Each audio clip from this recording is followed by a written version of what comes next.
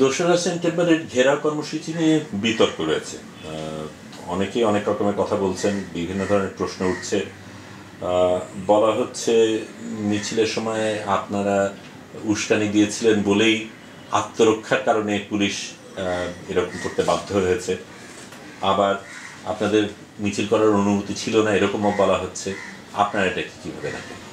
2রা September আমাদের যে পেট্রোবাংলা ঘেরাও কর্মসূচি, সেটা হচ্ছে অনেকগুলো কর্মসূচির পর আমরা এই ধরনের কর্মসূচি দিয়েছি। আমরা এই সরকার আসার পরে, যেটা আমি আগে বলেছি, যে সরকারের কাছে আমরা সুনির্দিষ্ট প্রস্তাবাবলী দিয়েছি। তারপরে বিভিন্ন অনুষ্ঠানে, পাবলিক প্রোগ্রাম, তারপরে টেলিভিশন প্রোগ্রাম, এগুলোতে আমাদের জ্বালানি বিষয়ক সংসদীয় কমিটির সভাপতি সুবিত আলী ভূঁইয়া সহ সরকারের বিভিন্ন প্রতিনিধিদের সাথে আমাদের কথা হয়েছে, এবং তারা বলেছেন যে আপনাদের সুনির্দিষ্ট প্রস্তাব দিলে আমরা সেটা বিবেচনা করতে পারি। এবং সেখানে মডেল পিএসসি 2008 কেন বাংলাদেশের জাতীয় স্বার্থ বিরোধী, সেই সুনির্দিষ্ট ধারাগুলি বাতিল করে আমরা নতুন পিএসসি প্রণয়নের কথা বলেছি যে অতি সত্বর আপনারা গ্যাস অনুসন্ধান করেন। এবং এই সমস্ত দাবিতে তার সঙ্গে ফুলবাড়ি যে আন্দোলনের মধ্যে দিয়ে যে চুক্তি স্বাক্ষরিত হয়েছিল জনগণের সাথে সরকারের, সেই চুক্তির পূর্ণ বাস্তবায়ন, মানে যেটা বাস্তবায়ন হয়নি এখনো, এশিয়া এনার্জি বহিষ্কার হয়নি, ফুলবাড়ি কয়লা প্রকল্প এখনো আনুষ্ঠানিকভাবে বাতিল হয়নি। এই সমস্ত দাবিতে কিন্তু আমরা গত কয়েক মাসে বেশ কিছু কর্মসূচি, যেগুলো মত বিনিময় সভা, সাংবাদিক সম্মেলন, আলোচনা সভা, এবং এগুলো করতে, তারপরে এই সরকারের কাছে বিভিন্ন বিষয়গুলি উপস্থাপন করা, এগুলি করতে করতে একটা পর্যায়ে যখন আমরা দেখি যে সরকার এগিয়ে যাচ্ছে মডেল পিএসসি 2008 নিয়ে, এবং এশিয়া এনার্জির অপতৎপরতা চলছে, তখন আমরা একটা রোড মার্চ করি ঢাকা থেকে কক্সবাজার। সেই রোড মার্চের মধ্যে দিয়ে আরও ব্যাপকভাবে জনগণকে মোবিলাইজ করে সেই জনমত চাও আমরা সরকারের কাছে পৌঁছে। আমাদের অনেক বিশেষজ্ঞ লেখালেখি করেন, সরকারের দৃষ্টি আকর্ষণ করেন, ধারাগুলি ব্যাখ্যা বিশ্লেষণ করেন। কিন্তু তারপরেও কোনো কাজ না হওয়ার ফলে আমরা দেখি কাজ তো হয়ই নাই, আরও দেখা যায় যে পেট্রোবাংলার কর্মকর্তারা চুক্তি যাতে তাড়াতাড়ি হয় সেই জন্য সাংঘাতিক রকম তৎপর। সেই তৎপরতার কারণে আমরা পেট্রোবাংলা ঘেরাও কর্মসূচি দিয়েছিলাম।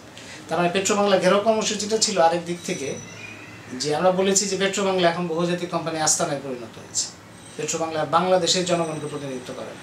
সেই জন্যই আমরা পেট্রোবাংলা ঘেরাও কর্মসূচির মধ্যে দিয়ে জনগণকে জানাতে চেয়েছি যে এই প্রতিষ্ঠানগুলি জাতীয় প্রতিষ্ঠান, কিন্তু এটা জনগণের প্রতিপক্ষ হিসেবে ভূমিকা পালন করছে। সুতরাং তাদেরকে আমাদের মেসেজ দিতে হবে যে এটা তুমি করতে পারো না, এটা তোমার অধিকার নাই। সেটা করাটাই ছিল আমাদের উদ্দেশ্য, এবং আমাদের পরিকল্পনা ছিল যে শান্তিপূর্ণভাবে আমরা সমাবেশ নিয়ে যাবো, এবং সেগুলি ছিল আমাদের ধরেন 1000 খানেকের কিছু বেশি ছেলেমেয়েরা ছিল সেখানে, ছাত্রছাত্রী প্রধানত বেশি। তো আমরা মিছিলটা নিয়ে যাচ্ছি, যখন মিছিলের শুরুতেই যেটা বলা হচ্ছে যে অনুমতি নেওয়া হয়নি, সমাবেশ শুরু হওয়ার আগে আমার সাথে মতিঝিল অঞ্চলের যে পুলিশের ডিসি, তিনি এসে কথা বলেন, এবং তার সাথে পরিষ্কার কথা হয় যে তিনি বলেন যে তারা সহযোগিতা করবেন। আমি বলি যে আমাদের দিক থেকে তো সহযোগিতার কোনো অসুবিধা নেই, আমরা তো শান্তিপূর্ণভাবে এই মেসেজটাই পৌঁছে দিতে চাই সরকারের কাছে যে জনগণের স্বার্থে আপনারা এই সিদ্ধান্ত পরিবর্তন করেন। সুতরাং কোনো ধরনের বিশৃঙ্খলা সৃষ্টি আমাদের নিজেদের কোনো প্রয়োজন নাই, কিংবা আমাদের এটা কর্মসূচির মধ্যে নেই। আপনারা যদি কোনো রকম আক্রমণ না করেন, সহযোগিতা করেন, তাহলে সব কিছু শান্তিপূর্ণভাবে শেষ হবে। এবং তিনি কথা দিলেন, এবং তার যে এডিসি তাকে দায়িত্ব দিলেন যে সব কিছু শান্তিপূর্ণ হবে। অনুমতি না নিলে তো পুলিশের ডিসি এসে এইভাবে আমার সাথে আলোচনা করতেন। তারপরে আমরা মিছিল করে যখন আমরা জিপিও মোড় দিয়ে যে জিরো পয়েন্ট দিয়ে যখন ঘুরে আসি, দেখি যে মুক্তাঙ্গনের ঠিক পাশেই ব্যারিকেড দেওয়া হয়েছে, পুলিশের ব্যারিকেড।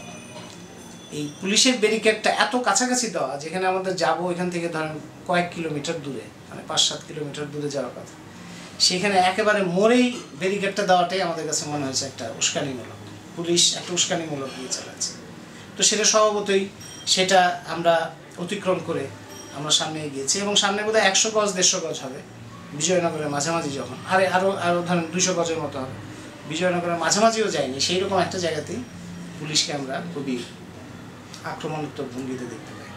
এবং সেই সময় আমি নিজে দৌড়ে তখন সামনে গেলাম, এবং সামনে গিয়ে সমাবেশটা সেখানেই সবাইকে থামানোর চেষ্টা করলাম, বসানোর চেষ্টা করলাম।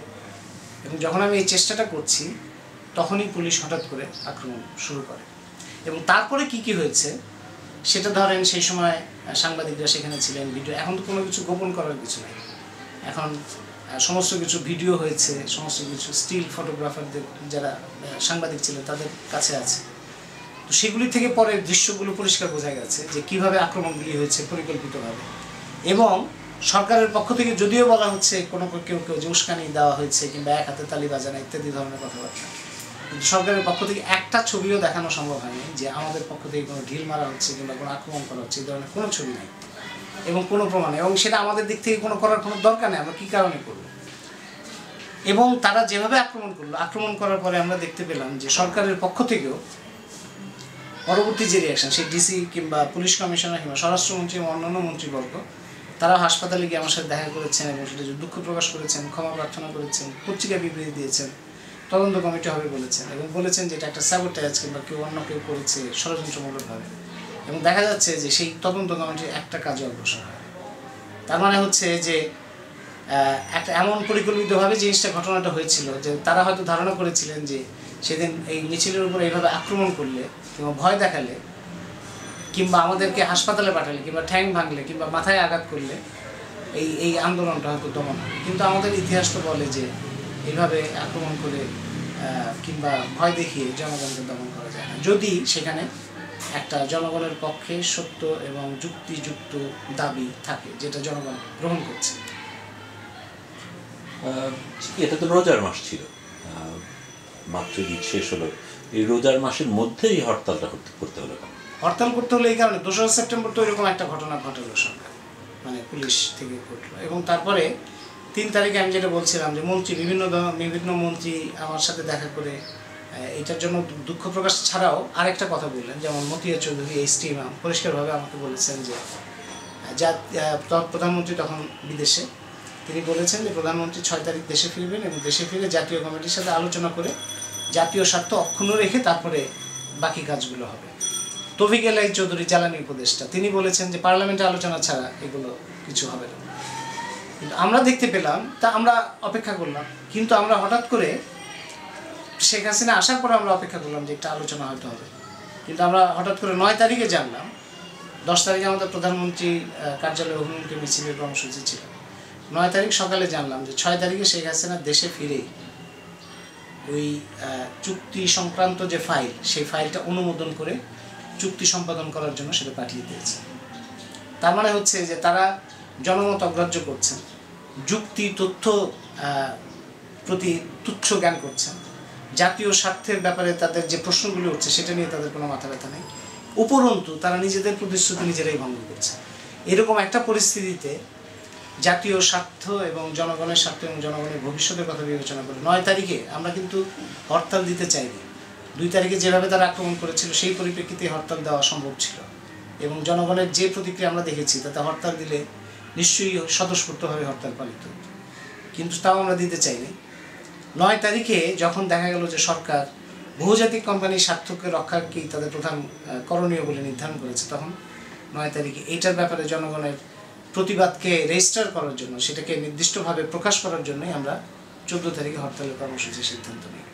এবং এই রোজার মাসে করা যাবে না যারা বলেন, রোজার মাসে লুণ্ঠন করা যাবে, রোজার মাসে ডাকাতি করা যাবে, রোজার মাসে দেশের সম্পদ বিদেশে পাচারের ব্যবস্থা করা যাবে, দুর্নীতি করা যাবে, আর তার বিরুদ্ধে প্রতিবাদ করা যাবে না, এটা তো কোনো যুক্তি হতে পারে না। বরঞ্চ রোজার মাসের স্পিরিটটাকে যদি ধরি আমরা, তাহলে এই ধরনের দুর্নীতি, এই ধরনের লুণ্ঠনের বিরুদ্ধে প্রতিবাদ করাটাই তো আমাদের বড় ধরনের দায়িত্ব।